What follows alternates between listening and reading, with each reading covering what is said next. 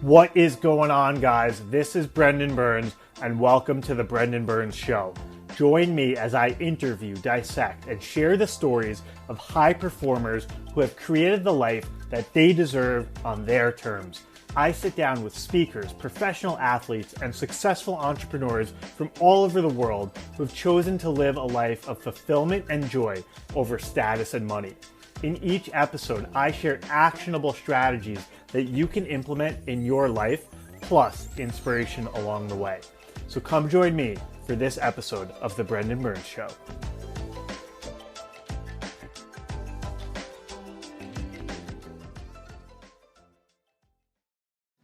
Ladies and gentlemen, welcome to another episode of The Brendan Burns Show. Joining us today is former professional NFL player Freddie Mitchell. Freddie Mitchell is a former wide receiver who played for the Philadelphia Eagles in the National Football League. He was chosen as a consensus All-American in 2000 while playing college football for UCLA. The Eagles selected him in the first round of the 2001 NFL Draft, and he spent 4 seasons as a member of the Eagles and is most well known for converting on a 4th and 26 catch that took the Eagles to Super Bowl 39.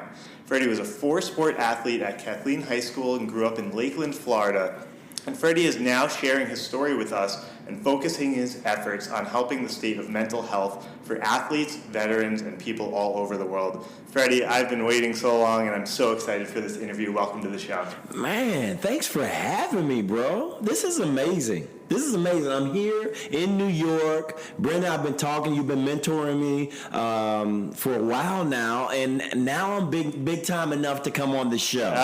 Well, we had to wait, right? Oh, yeah, we had to wait. No, but Freddie, it's so exciting having you here. We did a workshop last night in New York talking about relationships. Amazing. You lit up that room, and I'm so grateful for this opportunity. But let's just go back in time, right? What was it like growing up? Was your childhood like? How was football part of that? You know what's funny? My childhood was, very interesting, but very boring. It was, I was a country boy, in Lakeland, Florida, full of orange groves and cow pastures. And, I was basically raised on one of them, with one of the families where you say, hey, be home before the street lights come on, And I always really wanted to be appreciated by my friends, and I saw that sports was a way to get me that appreciation, to see the real me. Right.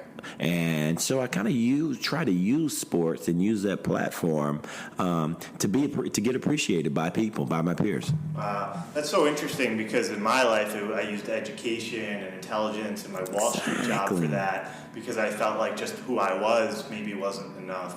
Right. What were your parents like? Were they there? Were they present? They were definitely there.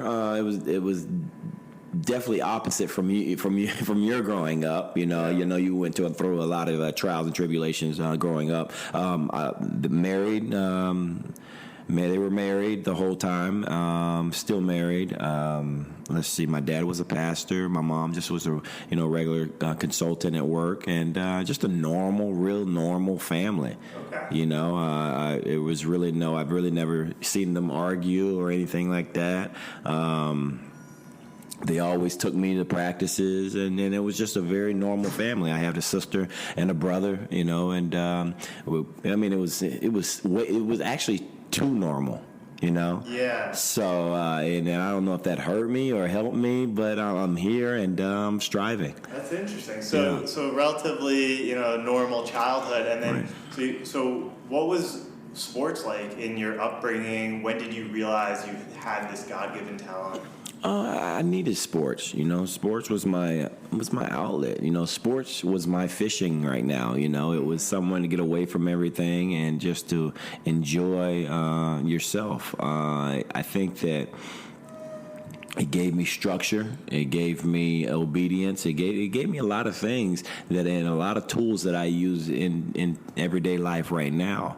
And it's just I could never get appreciated. I was never appreciated though, and it's still weird because I still search for that appreciation. It's like, okay, you're a first round draft pick, you're All-American, all that stuff that you read, yeah. But in society, they still want you to have more stats. They want you to do more. They want you to win more. And it's just like, can I ever be good enough for anybody? Yeah. You know? Oh, I remember, my Wall Street days, it's like, oh man, I really want that check for $1 million. Right. And then you get it, and then there's that guy with 10 million. Right. And you get it, and it's just like, it's never enough. And so in your journey, what did you learn about like self-appreciation? Because that's the external world that like the NFL and our society breeds is, hey, you're not enough, go get it outside. Right. How have you found an ability to start appreciating yourself internally? Yeah, because self-value, self-worth is just, it's a whole different beast, man. And I see a lot of these people, like in your amazing workshop,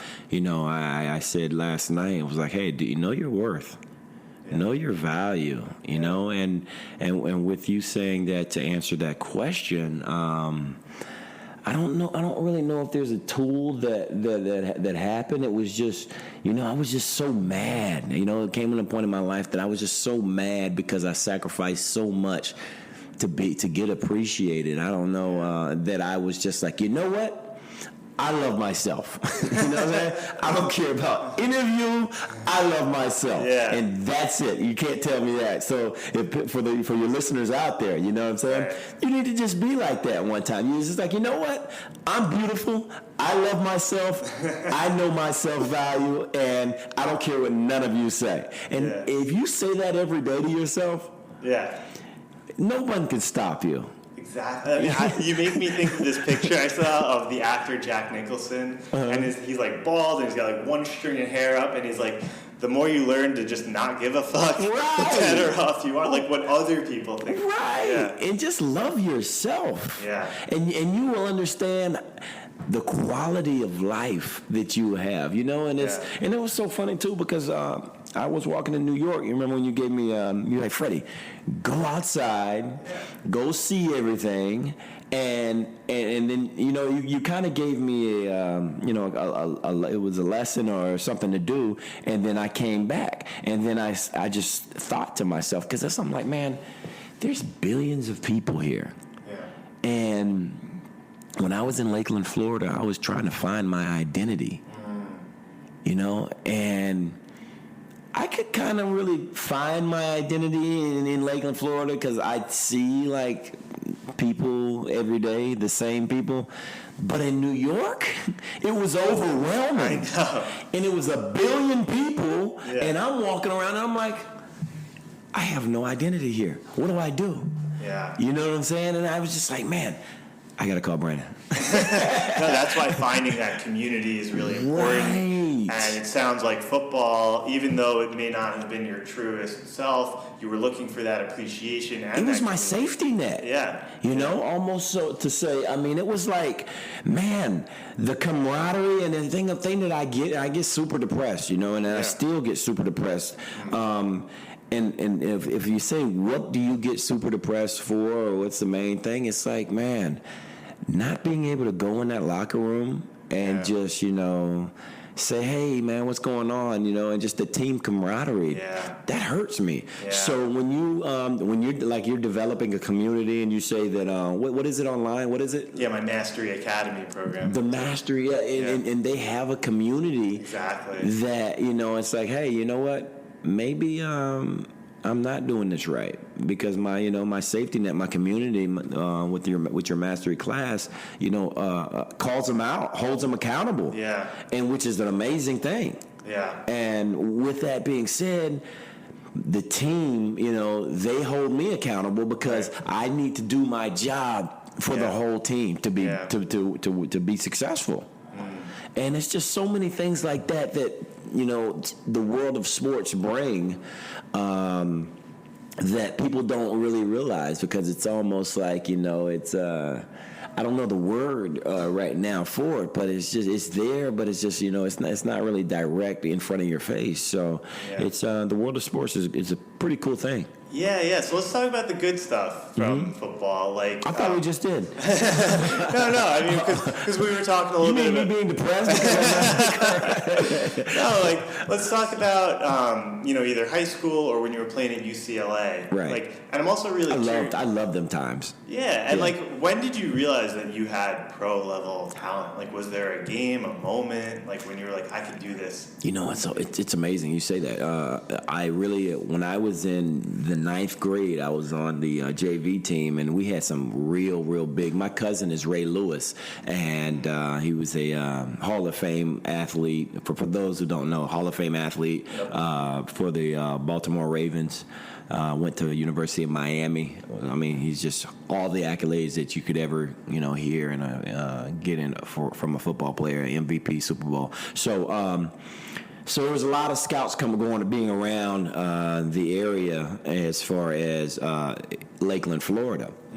And they would come to the practice trying to find the next Ray Lewis, who's the next Ray Lewis, blah, blah, blah. And because he was just dominating college football. So I basically, I was there 9th grade, and scouts was looking and everything else. And I remember his name was Coach Lineberger, came to me and said, he started laughing. I said, Coach, what's going on? Because I used to play, defense and offense. He's like, man, you got all these scouts over here saying, who's that boy number 80? I want to offer him a scholarship. And I'm like, what's a scholarship? He's like, yeah, I want to offer him a scholarship. I'm like, why does he want to offer me? What's that? Why does he want to offer me a scholarship? Because I was really, oblivious to all that stuff. He's like, to go to college, man. I'm like, what, really? He's like, yeah. He's like, man. I'm like, I'm in 9th grade. And he's like, he starts laughing. He's like, that's what I told him. He said, I told him, hey, he's only in 9th grade. So by the time I get to 12th grade, I mean, literally boxes of from every single college you can know. It's just, I mean, it was amazing. Say, hey, we want you to come here. Full ride. Anywhere in the world, you became a blue chip All-American, and, your name's like basically in the database of like, hey, will he come? So to forward to college though, which is, man, I mean, it's amazing, because the first day I went to college, you see basically they're grown men, because you have the seniors. I don't think they they called seniors. Red shirt. Yeah, 23, 24. Yeah, and I'm like, it really hurt me too, because I became super depressed again, because I'm just like, how am I supposed to make it in the league? These guys are, I'm not even thinking I can't even make it here, much less the NFL. So it was just became a moment where I was just like, you know what? Screw these guys. I'm me. I'm gonna go out there and I'm gonna be the best me I can be. And with that being said, I developed a mentality. I'm gonna outwork you. Yeah.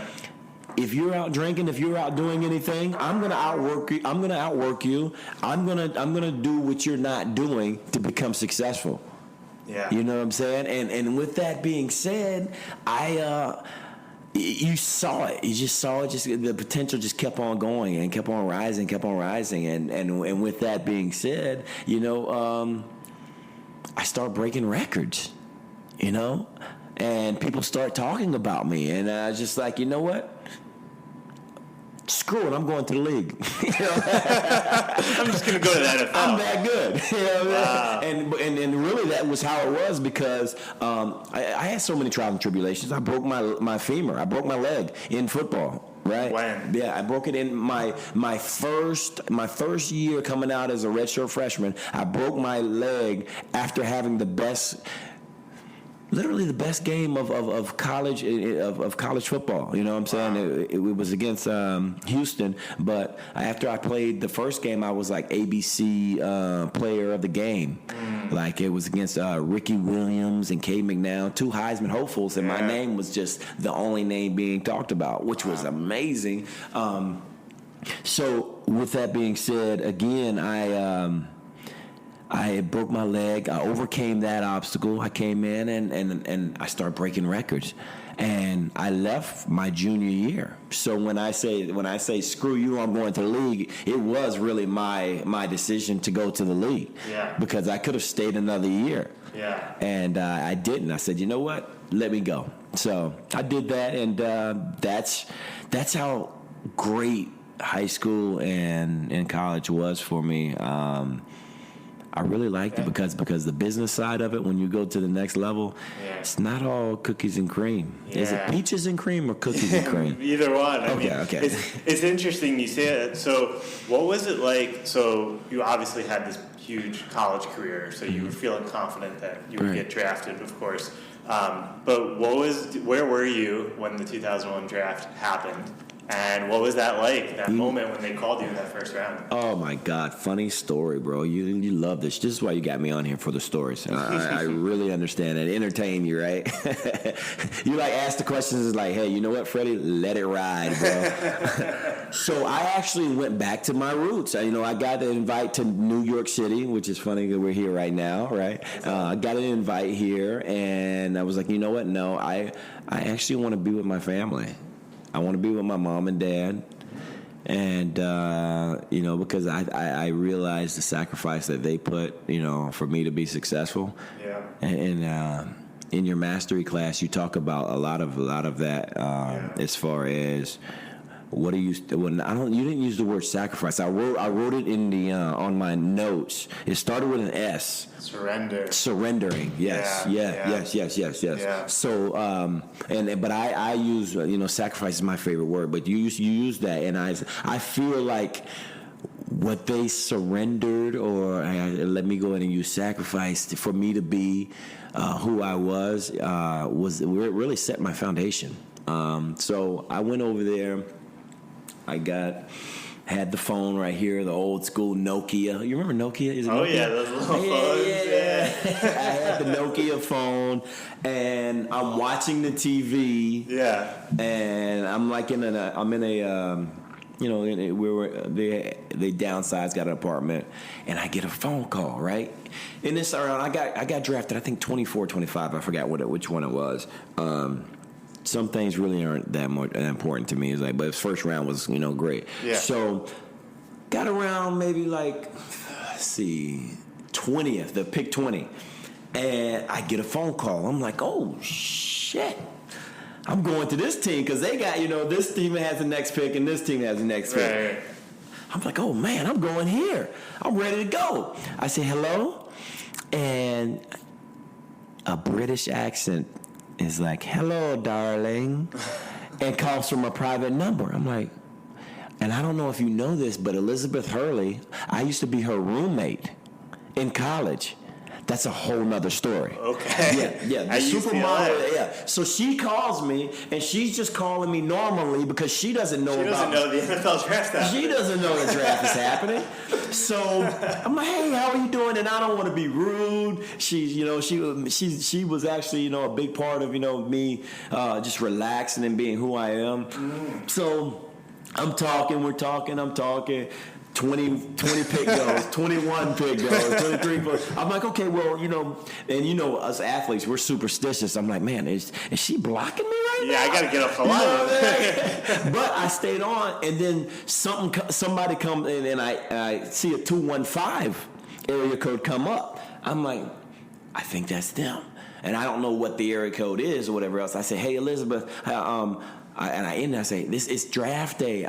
Can I call you right back? I'm trying to figure out what team I'm going to go to. She's like, oh, okay, well, just call me when you find out what team you go to. Like, she really no idea. Yeah. So I hit it over, and they're like, hey, Freddie Mitchell? I'm like, yes, how you doing? He's like, oh, man, we're super hyped. This is blah, blah, blah from the Philadelphia Eagles. You're about to be picked next. I'm like, oh, really? That is amazing. He's like, yes. He's like, we're so excited to have you. I remember, Andy Reid was here, and you ate In-N-Out Burger with him and stuff like that. And I'm just like, yes, I love Andy. I love his kids, and which is amazing, too, because, Andy Reid came to UCLA, and I took him a tour around the the campus, and he got to see who I really was as a person, and it just we fell in love with each other. He became my second dad, and his two sons became my brothers. You were very close with them. Right? I was very close with the sons, and long story short, with that, one of his sons ended up committing suicide. Yeah. Overdosing on heroin. Wow. In the training camp. Yeah, and we thought that he was getting his life back together, and it's just you just need the right safety net. You know what I'm saying? You need that right, like we were saying at your mastery session. Was it the workshop? Yeah. Having that community, you know what I'm saying? You just don't understand how much that is, what the value to that. But yet you can get it for $1,000 a month, right? But it was a great price though. You were actually doing people a very, very good service, and I appreciate that. Appreciate your service. Of course. But yeah, I found out I was going to the Philadelphia Eagles. That's when I found out. I was very excited. The next day I flew. It was emotional, man. You cried. What's that like when you wake up and you know you're going to get drafted, right? But you could be moving to Philly tomorrow, or you could be moving to Texas. And even when you're there, man, when you know the word surreal, when you really, really know the word surreal, and like put it in, been involved and it happens to you, then you can use the word. You always hear people using these neat words, right? And it's just like, when am I going to feel that euphoric feeling? Right. You know what I'm saying? When can I use that? You know what I'm saying? It's so great. So I just basically live my life around using big words and feeling involved. But it's great. I love this, So surreal is the word that I'm going to use, But it's I don't know if it was a quote about the unknown that was so scary though. Yeah.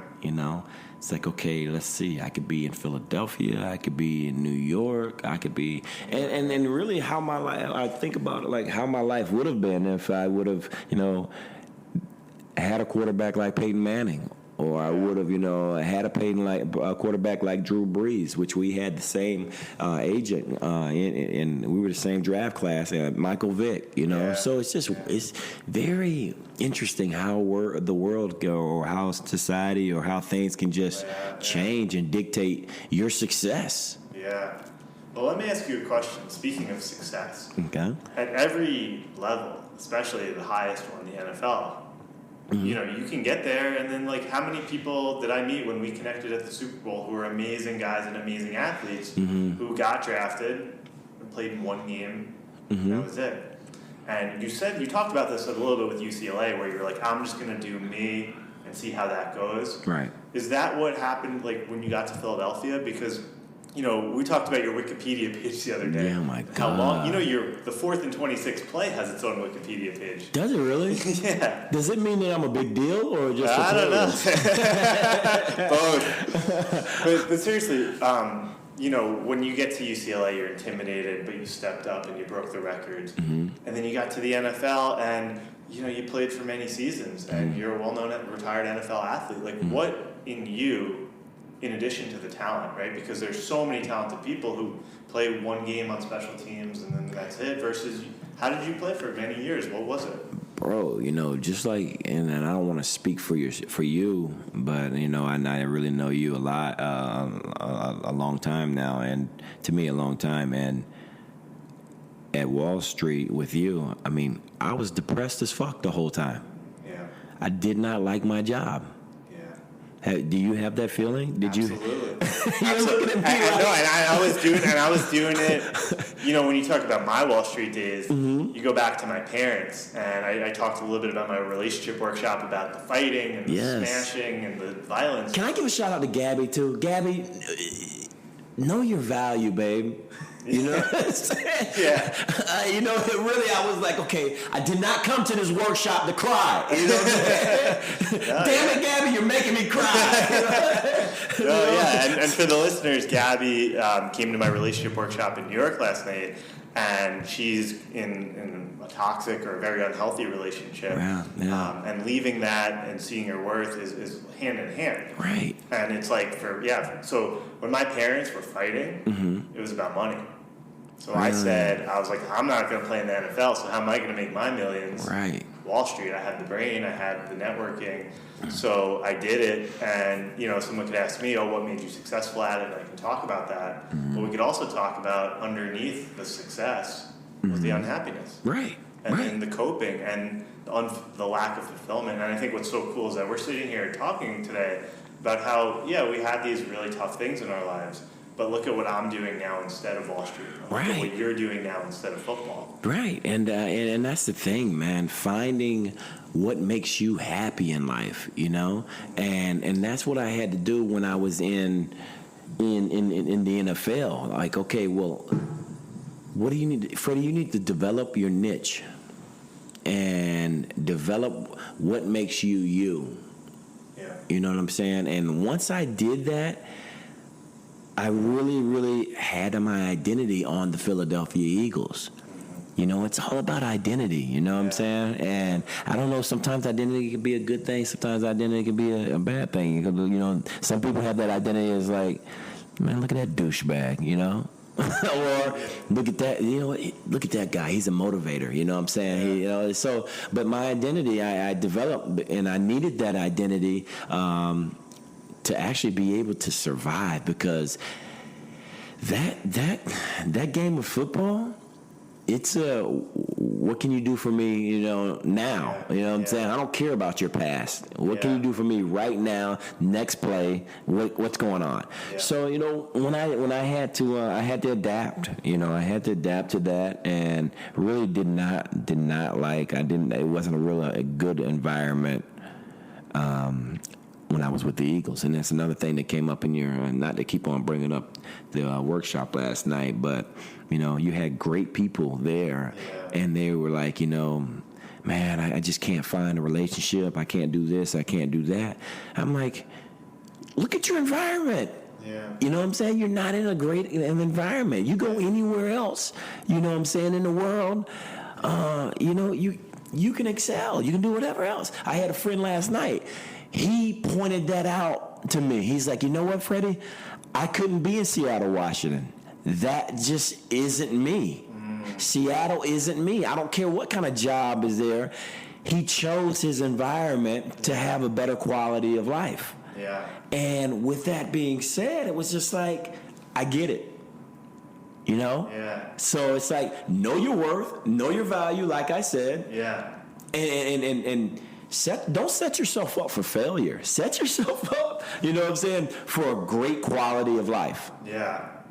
And so, spot on. I couldn't agree more. And I want to talk about this Bleacher Report article. Oh, that's amazing. It was a long article profiling you and your positive contribution to the Philadelphia community. Mm-hmm. Do you feel like you found that community in Philadelphia? What's that like for you now? You're contributing tremendously. Do you feel like you're at home there? Philly's hard, man. Philly is hard. It's a very hard community, and I know that it needed mental health. Yeah. For the athletes that go through there.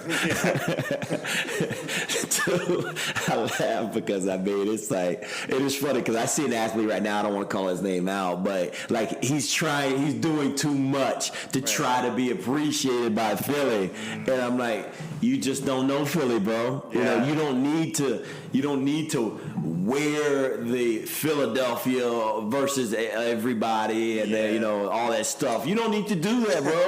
What you need to do in Philadelphia is you need to bust your ass and not post about money and all this other crazy stuff. Put on your hard hat and work hard and put up numbers. Yeah. Instead of wearing the newest, Phillies or Sixers or Eagles uniform, go out there and work hard because they'll see it. Yeah. And then they'll love you. Exactly. You know what I'm saying? Yeah. So it's hard because I just, athletes and to the viewers out there, the listeners, what I'm doing now is it's just a mental health facility for athletes. It's a lot of athletes are very depressed. Society puts them on this pedestal and think that they just can never be broken. Yeah, like know you're a what I'm saying? superhero. Yeah. Like, oh, let me just go get this guy's autograph. Right. Selfie. Like, what about the identity of who he is and what he's feeling? You never know, you know, and that's the thing, and I'm sure that you'll get to it when I had when I was at my lowest low, and when I was incarcerated, man. It was just like, you know, you would look at people and you're like, man, you never know what's going on with his life. You never know, especially coming off the phones. When you see people just coming, hang up the phone and just turn and you never know what happens. You know what I'm saying? Yeah. Did he just catch his wife cheating? Did he, did a phone bill didn't get paid? Oh, it's just, man. Yeah. So giving athletes the tools to succeed. You know, as far as not, you know, because the coach gives you the plays. Yeah. You know, the coach shows you what's going to happen. Right. In this defense, if you do this is what play we're going to run. And you know what I'm saying? This is the play. Right. You know, these are the options. So why can't we have that in life? Yeah. Why can't we have that playbook in life? You know what I'm saying? Playbook of or in life, you know, and that's what I try to do, man. I try to really, really help people have a real amazing quality of life. Yeah, well, so from the article, if I can read a line that you said. You can read? Yeah. I gotta make sure. Oh, man. I gotta hold you accountable, bro. Oh, my God. If you want to get a great interview, you know what I'm saying? It's gotta go back and forth, you know what I'm saying? I gotta make you work, too. Keeping me on my toes, man. Yes! I love you, man. I love you, too, brother. So, see what I got here. You said that you learned that not everyone is looking out for you, and you have to look out for yourself. And you said that in going to prison really reinforced that how important it is not only to look out for yourself, but to be there for others. Right. And that's the thing that, you know, I say that, you know, I kind of had a cheat sheet in life. Yeah. You know why I had a cheat sheet in life, B? Can I call you B? You know, that's when you know you're my brother. Yeah. So my cheat sheet in life was playing sports. You know what I'm saying? And to go back to the what you just said, it's just like team camaraderie. You know what I'm saying? Helping others to make you to build the whole thing, the final goal. Right. So like I've always been around guys. You know what I'm saying? I've always been around. You know, I have had a losing team. I know how it is to lose. I know how it is to win. So it really wasn't hard for me to say, hey man, what's going on? What's the deal? How can I help you? Yeah. You know, and I really found myself there. You know, you want to find the positives in every negative situation. When you can do that, you're a badass MF. Yeah. Well, you were telling me before about, what was that 23-and-1 thing you were telling me? Yeah. You know, I've had security guards come to me, and I won't get too intricate with it like I did you, but he looked at me and he's like, man, he's been there for 30 years, and he's seen athletes, he's seen everybody go through there. In-run guys, the Wolf of Wall Street guy. Yeah, he was there. Yeah. You know, all of his, can you call them constituents, or you just call them, what do you call them? People, his cronies. That's cronies. So, and he's like, hey, man, you know what? I've never seen anything like it. He's like, you're strong. He's like, and he's like, I read people all the time. He's like, you're strong. He's like, all these guys are looking at you, and they are the biggest of bosses, and they look to see what you're doing, and every move you make, everything you do, they ask for the trustee that comes to when I was locked up when I was in the hole, because they found a cell phone or whatever else, and I was under investigation. That's another story. But, and I am not perfect, goddammit. Nobody is. Yeah, exactly. So there was like, they paid, one of the guys, and I forgot to tell you this, there was like, they paid the trustee every book that you read and you gave back. You had a guy up there that was a big, like, real big boss. He paid the trustee to bring every book that you read back up to him. Wow. And everything that you was doing, he wanted to know. And he's like, all the guys started doing that. You know what I'm saying? Set the example. Yeah, I was trying to, and then I was like, hey man, he could have just asked me. You know what I'm saying? I would have set it up. You know what I'm saying? Yeah. But it's just kind of a weird thing. It's like, oh damn, what the hell's going on? But yeah, it was fun, man. I found the positives in it. Yeah. And then if I could tell anybody, man, just find the positives of any bad situation. Yeah. If that's where the first thing to start. Yeah. It's like, damn, I suck at relationships, but I look good. Yeah. I can meet girls. I can't keep the relationship. Yeah, so it is what it is. You know what I'm saying? Yeah, and then you led by example with what you did in prison, like trying to lead by example with like, I've created this relationship now and I'm teaching this workshop, and you're doing the same thing. And maybe talk a little bit about what you're doing with the mental health. Because turning something that was unfortunate into a blessing that could impact so many people. Yeah, I mean, with depression, with people that are so depressed, with the opiate epidemic happening, addiction, depression, all of that stuff, man, I really, really care about it because, man, I tell you what, from my concussions, I have migraines. I have my ups and downs, so I go through a lot of therapy a day to live a better quality of life. Yeah. And I would be very selfish if I didn't, give that, recipe to others. Yeah. So that's what I'm doing. And then like I have you helping me with a workbook. When it comes to the business world, which has a lot of team concepts in it. Yeah. And I just that cheat sheet that I have, that cheat sheet of having a team always with me, I guess you would call it a Cliff Notes, but I call it cheat sheet. Yeah, no, same thing. Same thing, but it's no Bill Belichick, but what I'm saying. But it worked. Yeah. But so that's what and I really, really do that with the athletes that are depressed or retired. Man, the funny thing is, athletes that are retired from the NFL are the most depressed.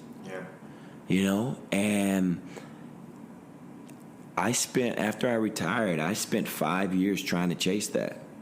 Trying to chase that feeling again. And now the appreciation wasn't really appreciation because I couldn't do anything else. Now it's like I want to be wanted.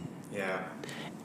And the 32 teams don't want you, fucker. Yeah. So you got to find another way. Yeah. So I'm just like, dang, really? You that cruel? And it is what it is. You have to you have to accept that, and then that's what really hurt me too. It's just like, man, And even to this day, I'm like, okay, I'm training harder and everything else. And my family's like, well, Freddie, what did you just do?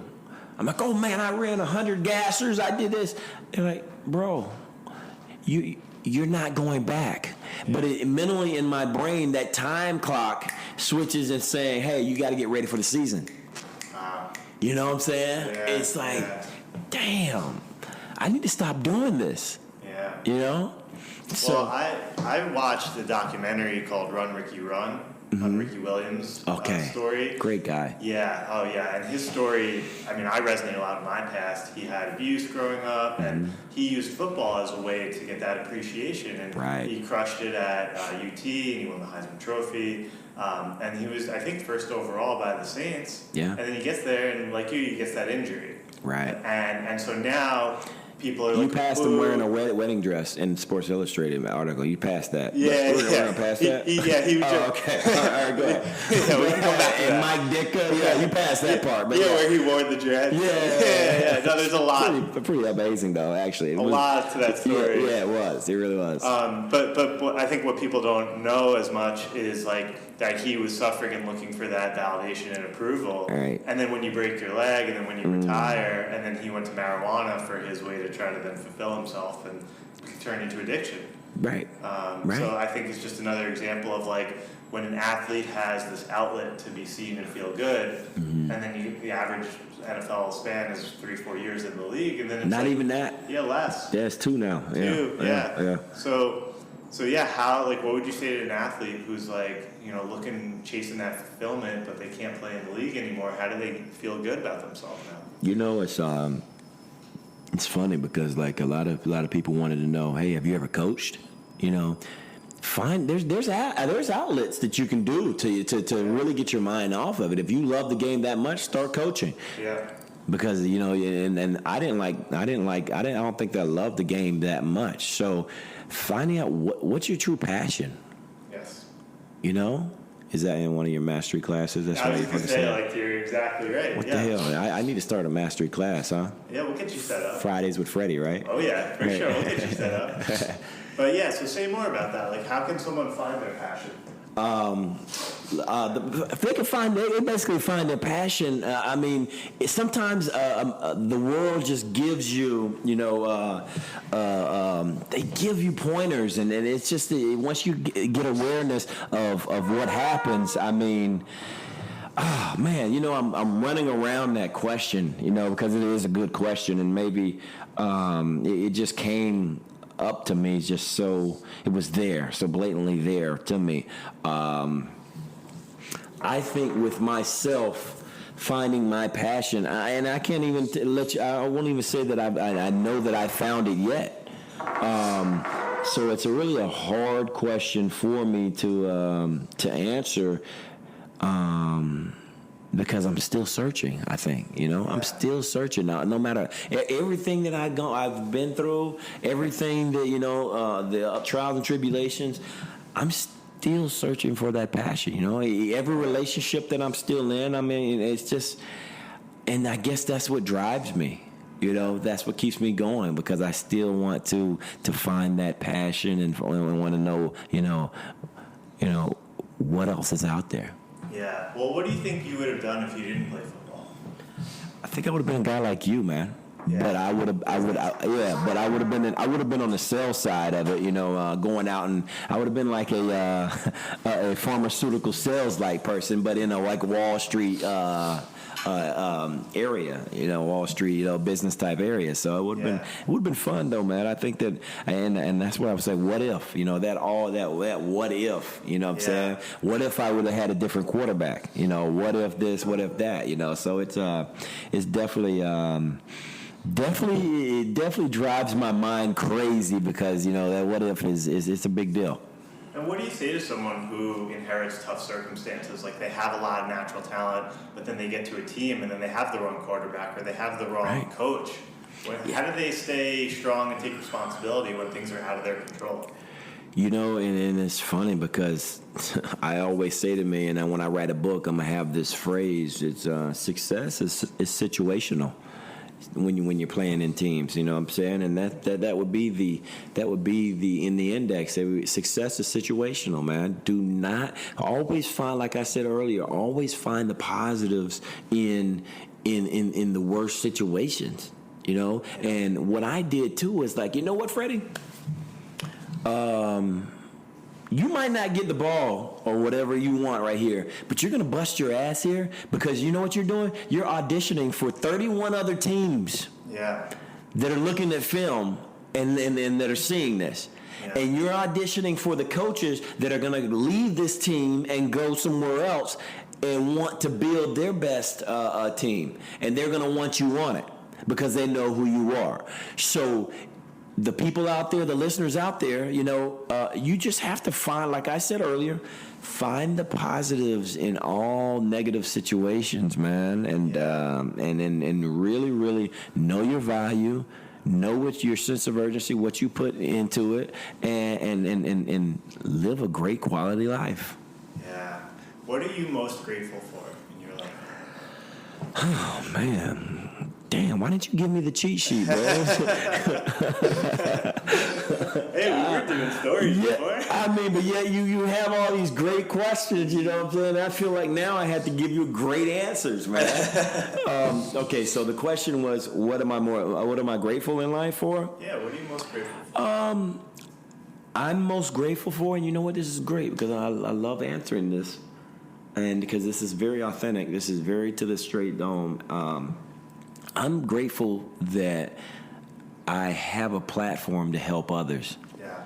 And although that I'm not happy with the NFL and how, how many years I played or how many stats I put up or whatever else, which means nothing to me because I knew what I sacrificed and what I surrendered to that organization. I love that I can use that NFL logo as a platform to help people, to meet people, and I love that. Yeah. So no matter what, you can't take that away from me. You know what I'm saying? And I love that. I met you because we were at an NFL alumni event at the Super Bowl. Yeah. So it's just that platform is amazing. It opens so many doors, which is great. And I use that door opening for the good. Yeah. And to help people. So I'm so grateful to be able to have an accomplishment as a first-round draft pick and be in the NFL, to use that platform to help people. That's amazing. So we're about to wrap up here. If you could give kind of one piece of feedback, you gave a lot of amazing advice to I might listen to this again because I'm like, damn, listen to yourself for once, Fred. This shit is good. You're like, wow. Did I just say that? I always listen to my own podcast. But it's funny though, the psychologists and stuff, they give out the best, the best stuff, but yet they go home and they're miserable sometimes. Exactly. You know what I'm saying? Yeah. It was funny. I remember what was the movie with Samuel L. Jackson, Negotiator. You remember how he would negotiate people, whatever else, and his little daughter, he could not handle her at all. Great movie. I said, but you want my blood? Yeah. Okay, I love it. You want me to answer your question so we can close this out? No. I'm trying to make it interesting here. Come on, people. I'm sorry. I'm a nerd. All right. No, I love that. I was just gonna say, you just dropped a bomb of knowledge on so many different areas. Mm-hmm. But if you could give people one message of something that they can go do today. I got it. Can we? And when I do this, because you remember I texted you the other day and I said, hey, you know what? How do you trademark and how do you phrases and stuff like that? Yeah. Can I trademark this phrase right here? Well, you can say it and then we will go trademark it. All right. Yeah. Go ahead. So your question to me. Freddie Mitchell, first-round draft pick from the Philadelphia Eagles, by the way. In the house. Yes. What up? Freddie Burns, give it to him, bro. Get it, guys. Okay, I love that. I don't know if I can't. You're not ready yet. We can't put you in the game yet because you seem too hyped. Nah, tomorrow. Okay. Yeah. We're working on that. We'll do the gassers after this. Oh, my God. Yeah, I know. Killing me. So, the one thing that I can tell people, and I said it here, but I'm going to say it in a different phrase, which is absolutely amazing. All throughout all my trials and tribulations in life, I learned how to lose. Once you learn how to lose, nothing can stop you. Yeah. So I learned how to lose. And once I found the positive in losing, once you find the positive in whatever your relationship, to make it better, but even if the relationship is going bad, or it's negative, or anything, learn how to lose because winning is great. Yeah, you know what I'm saying? Yeah, winning is fucking great. Hell yeah. You know what I'm saying? Yeah. So learn how to lose. Learn how to lose. Trademark that. Freddie Mitchell, former NFL athlete in the house. Thank you so much for coming on the show. Where can people find you if they want to learn more? My cell phone number is 310. No, I'm just playing. That's my number, man. No, you know what? It's funny. I'm very active. I'm like no other athlete in the Instagram world, and because I'm active, I care about people. So I'll reply to them or whatever else. So look at F Mitchell 84. On Instagram. I don't know if you can say that again. We'll drop that in the show notes. Yeah. There'll be a link. Yeah, F Mitchell 84. Please, I love followers. I love you people, and we're all a team on my Instagram. Yeah, and you have another Instagram that people could check out too, yes, right? Mindful Vets. Yes. Mindful Vets, VETS. It's a mental health Instagram page for all military guys that are retired or are really doing it now, because everybody's a team. Yeah. So I really do that, and they can. And if you're not a vet, military guy, you can still find links that I linked up with just regular mental health, feeding the brain, bro. It's amazing. Isn't that great? And I just want to say, to your point about finding your passion in life, and because when I was depressed on Wall Street, unfulfilled, and then I changed careers to do what I'm doing now, that's what got me to the Super Bowl. That's what got me connected to you. Wow. That's what made this right now happen. Keep going. Just keep going on what I actually love. Right. Finding your passion. Yeah, because football made you a ton of money, fame. Trying to fill that appreciation. You forgot the women too. The women, No, but you still get that. So is that from football? Yeah, that's true. I'm trying to tell myself that. I mean, when they talk to me, when they hear I'm an NFL athlete, it's just like, oh, okay. Oh, what's up? It's like, okay. It's good. It's a good accomplishment, man. I love the platform, but I use it for the good. Absolutely. But we had so many great outs. On here, man, you could have ended here. Yeah. But we keep giving them more, baby. Kick us out of this room. Kick us out. We keep giving them more. Man, this is to help people. Absolutely. Well, Freddie, let's just end on the highest note we've had here. Thank you again so much for coming on the show. No, it's a pleasure.